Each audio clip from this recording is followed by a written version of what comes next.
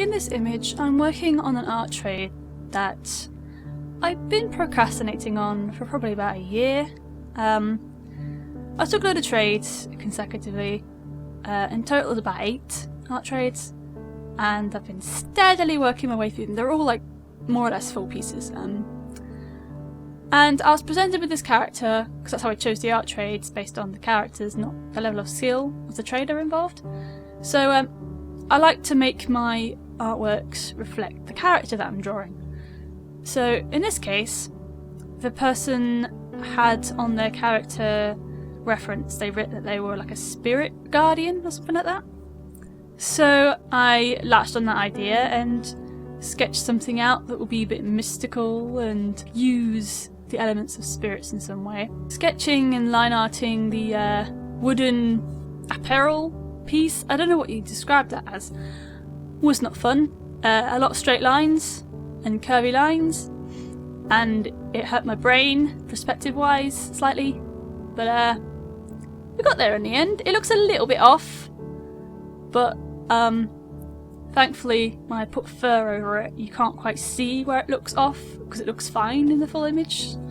Just cover it with fluff, it's fine. The image itself is, I forget the exact dimensions, it's roughly like 3000 pixels at 300 resolution. Probably annotate it in editing so you guys know the exact image size if you want to know. I'm a bit disappointed that the pose has the character looking to the side because it's quite an easy view to do, but the idea was that the character was wandering around sort of a desolate wasteland searching for souls to like help them to the other side or whatever. They were supposed to be like looking, literally like looking for souls, so they're kind of looking side to side searching. So much floof over the apparel thing. It makes it look really good. It makes it look really fluffy and realistic, and I love it. I generally just fluff everything when I draw tails and fur and stuff. I'm not very good at drawing like quite like a long solid line and then doing occasional fluffy parts on tails. I'm not very good at random, so I just fluff the whole thing. It's easy that way. It takes longer to shade though, and to line art evidently. 3 hours later. I didn't really like the sketch for these paws, but I really liked how the line art for them turned out. I tried something a little bit different style-wise with the paws, and I really like it, so I plan on continuing it. The back of that heel part of that leg looks a bit odd and it bugs me. I know what's wrong with it, like I genuinely know what's wrong with that, but at this point I couldn't be asked to go back and correct it, so I just left it and just scowl at it from the sidelines. This is the first picture where I actually paid attention to, if you think of each toe as like a finger, I actually paid attention to the separation between them, because normally my toes are normally quite gripped together, but because it stood on a tree, their toes would kind of separate in order to get the best grip on the tree, kind of like when you put your own foot, your own hand on something, they'll move to the crevices a bit. So that's the idea, that's why the toes were separated, but I really like how it looked, so I might pay attention to that in future pictures. With my lazy Nezumi plugin, I used a different setting this time around. I used pressure gain rather than subtle, and pressure gain kind of tapers both edges a bit more, so it required less smoothing. Now then, we're erasing the overlaps. It gets a bit confusing in places because there's a lot going on. Now here I just decided to sharpen the edges of the line art. Sai tends to have quite crisp line art, so I decided to sharpen it in the filters option. Originally in the background I was going to have like corpses of bones and stuff to just explain where the spirit orbs came from, like why they're there. But then I felt like it was just making the piece a bit too morbid, so I didn't end up painting them out in the end. After looking through references on good old Google, I decided to go for a galaxy type theme for the sky. I wanted the setting to be quite fantasy-like, right? I have galaxy brushes, so I thought, this is a good opportunity to make use of the brushes I've got. But the brushes looked like brushes, if you know what I mean. Like, it was quite obvious that I was just using a single-click galaxy brush. So I decided to experiment a little bit and make my own galaxy, which looks so much better than the brushes that I had installed with galaxy patterns in. And literally all I did was I got one of my mini cloud brushes. I've got quite a few cloud brushes, so I got a cloud brush that I use generally for the clouds, and I put the lighter sky colour just streaking across in like an area, and then when I had the general shape of the galaxy pattern I wanted, I used the same brush on the dodge tool and just dodged it to make it pop out more vibrant, and then I flipped it over and did the same thing on the burn tool to make the darks darker, and I added like burn splotches and stuff, and the stars I think were a light blue set to some colour mode, like colour dodge or something, so they were kind of glowed a bit more, and that's literally how I did the easiest thing ever. It took me longer going through the brushes than it did to actually paint the thing. It's so simple to do, and it was really fun. I also decided to use the same cloud brush to gradient the horizon of the colours. I normally just do like a gradient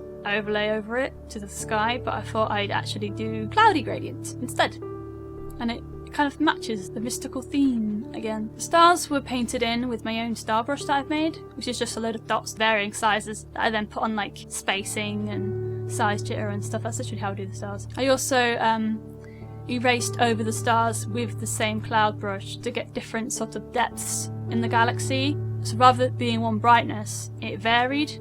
And now I'm painting the ground. Now the ground was going to be, imagine like a dry sort of cracked earth, deserty type of ground. That's what I was going for here. I mean, partially because I really didn't want to draw sand, and secondly because I had a tree fallen over and a tree in the actual foreground. In order for that to be believable and actually make sense, I'd have to have a cracked desert ground rather than a sandy desert.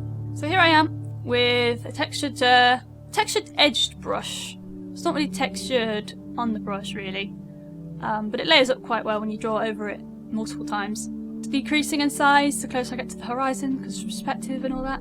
I did colour swatch a few colours, which I then referenced back to the entire image, which is what I'm about to do in a second, I think. I was going to do it, and then I realised that I can't put the highlights in if I don't know where the light sources are. And this is when I decided to paint in the spirit orbs that I had sketched out. I was going for the sort of spiralling type energy, so imagine the whole ball is constantly rotating in one direction or something like that. Or it's not rotating, but it's floating there, but the energies around it are rotating around it. That's why it's a little bit spectrally, and that's why I didn't basically just use a feathered brush and just blur the glow like you'd expect someone to. That's why I actually painted it in like a spiral motion. It also made more sense why I had like wispy sort of trail glow lines as well if they were like spiraling around. I really like the glower I ended up painting on the floor for that spiral orb in the background, but you never really see it because it's so far away.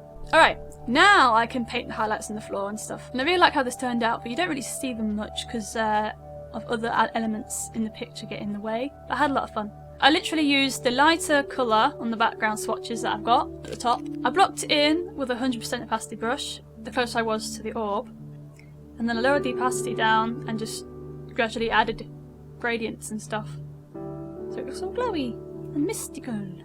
Now this is my attempt to try and add some texture to the floor. At the moment it was all very smooth stony, which isn't quite exactly how I wanted the image to turn out, because it's a desert, right? It wants to be rough and rugged and harsh, but that wasn't really coming across how I wanted it to. But you don't really see much of the ground close up, so I just gave up with trying to find a texture that worked. Here I am block painting the tree. I sketched out a tree roughly, and I just block paint it in. I don't keep exactly to the sketch I made. It was just roughly put in to give me the idea of size and placement, so I just made it up as I went along, vaguely keeping to the sketch that I did in, but if I didn't like something I'd just change it up however I wanted. I'm not quite sure which end I've decided is the top end and which end's the bottom end.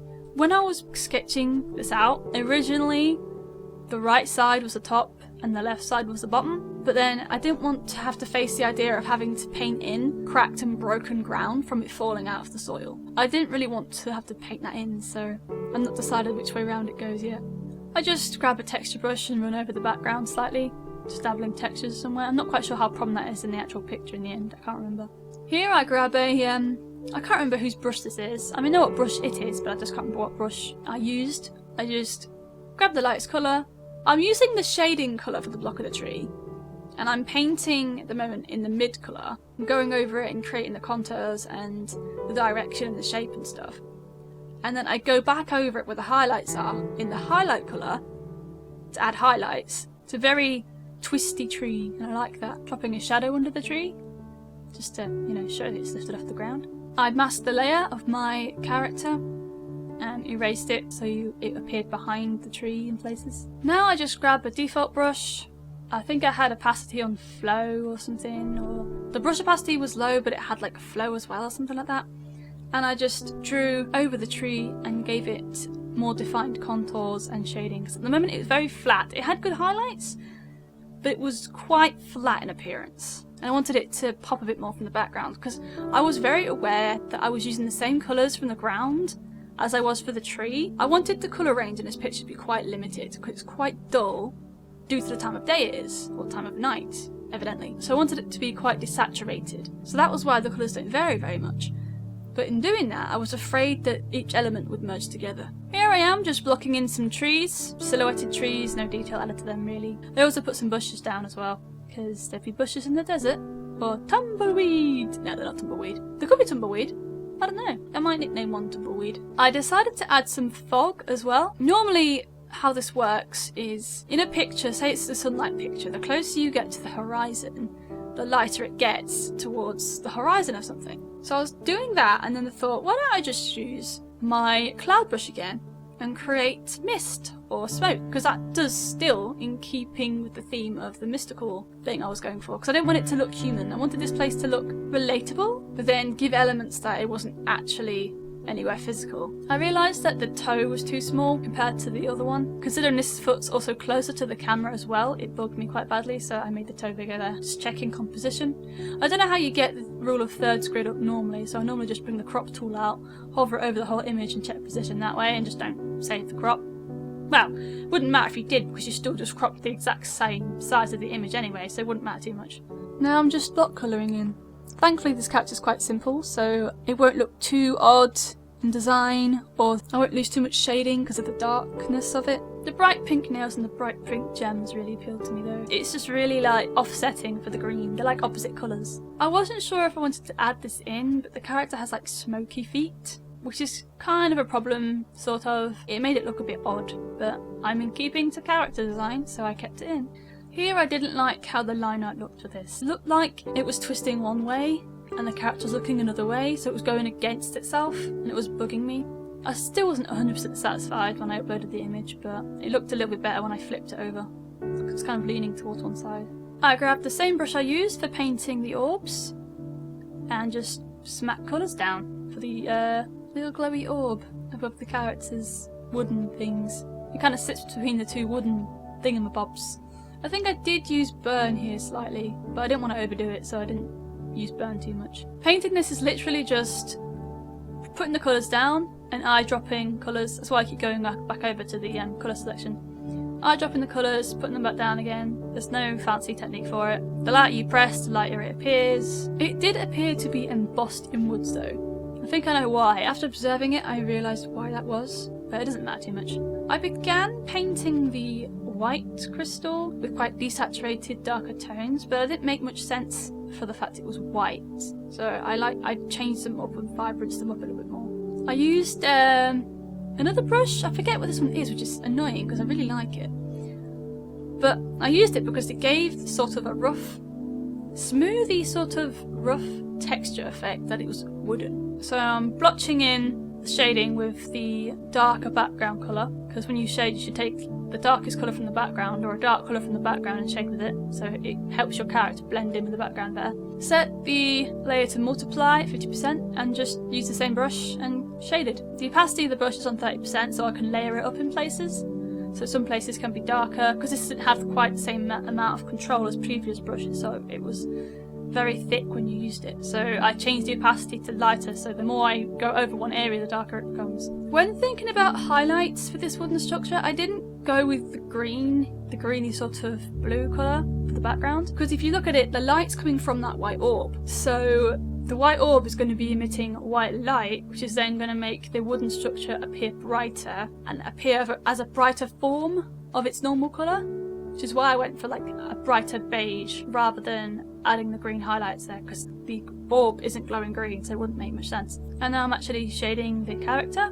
I still haven't quite grasped my shading style with Lazy Nezumi plugin yet. For small areas to shade, like the fluffy part of the face, it really doesn't work well at all. It comes across quite stiff and rigid. But then for big, longer fluffy areas, like the chest I'm drawing at the moment, it works really well. The problem is that it's a bit inconsistent with how to use it. I wasn't sure if it was speed related, so the faster I drew, the thicker the lines were. If it was direction related, so if I drew down it was thicker, if I drew along it was thicker. I don't quite know what causes it to be different sizes, but I have noticed when I do smaller areas, it's quite harder to get thicker sections. I have to make the brush significantly larger to counteract the smaller size that I'm stroking into, to make the shading appear bigger, which is a problem. I also decided that the front of this leg will catch the white light as well from the orb, and a little bit of the other one. I think I should have put more on the other one, at the upper leg, the side of it, but I didn't. I was going to, but I didn't in the end. Added the mid-tone turquoisey colour on a colour layer at about 50%, I think, to make the character darker and duller, like the background is, because it is nighttime, so they're not going to be as vibrant as their true colours. Apologies for the flicking windows on the left. When I was painting this, my Photoshop was set into, I forget what mode it's called, but it's the mode where you don't have your graphic settings on properly or something. So I couldn't rotate the image, for example, or zoom in the same way. I had to zoom in with the selection zoom rather than the scrubby zoom. And it also means that when I Control Z, when I edit undo with the shortcuts, Control-Alt-Z, it flickers those windows, which is really distracting. Maybe not for you, but it is for me. I love how fluffy that chest turned out. It was a nice surprise. I never quite know how my images are going to turn out. I have an image in my head, but I never quite know if that's going to be represented well enough. The tail shading is a prime example of not quite getting the plugin to work how I wanted it to. I wanted bigger strokes for the tail shading to match the length of strands of hair you'd get. That's the idea, you see. So if you have longer strands of hair, it makes sense having bigger shading indents. That's a way to describe it, if you know what I mean. Vice versa if you have short hair. I cannot and could not shade this curve very well. I don't know why. It just looked odd, no matter what I did to it. So I was tinkering with it for a while, and then made my peace and gave up in the end. I was like, no one's going to be paying that much attention to the curve in the tail. I need to keep my sanity, so I left it. I've also decided to add more random bits of shading on different parts. So rather than just sticking to where the shadows would be, add like random lines on the highlighted sort of parts to make it more interesting, give it more depth and stuff. Because I didn't want to disrupt the shading on the upper part of the tail, I lassoed selection around the lower part so I could shade without ruining what I've just done. Because that part of the tail is technically still, it's not in shadow, it's in light still, I wanted to make sure it was shaded appropriately for the light levels.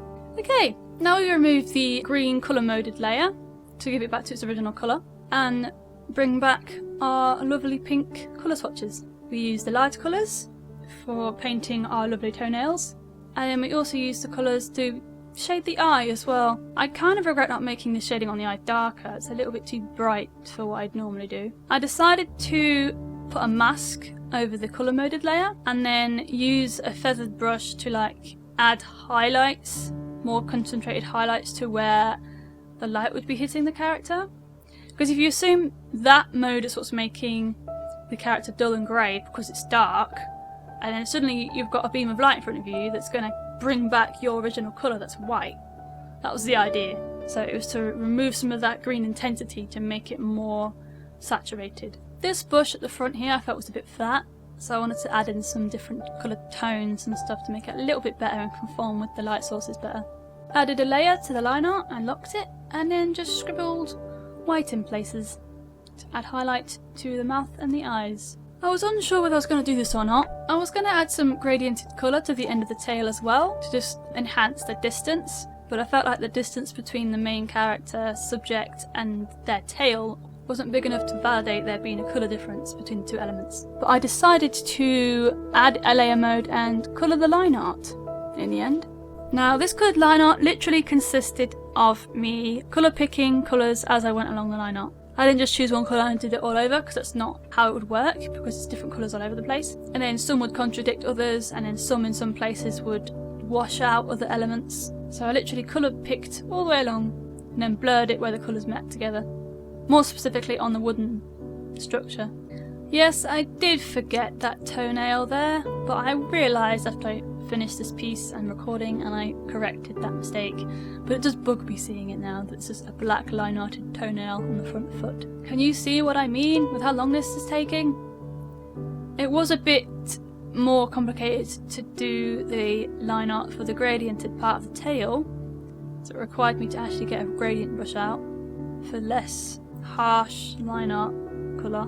Putting my hidden signature somewhere? Couldn't quite decide where to put it.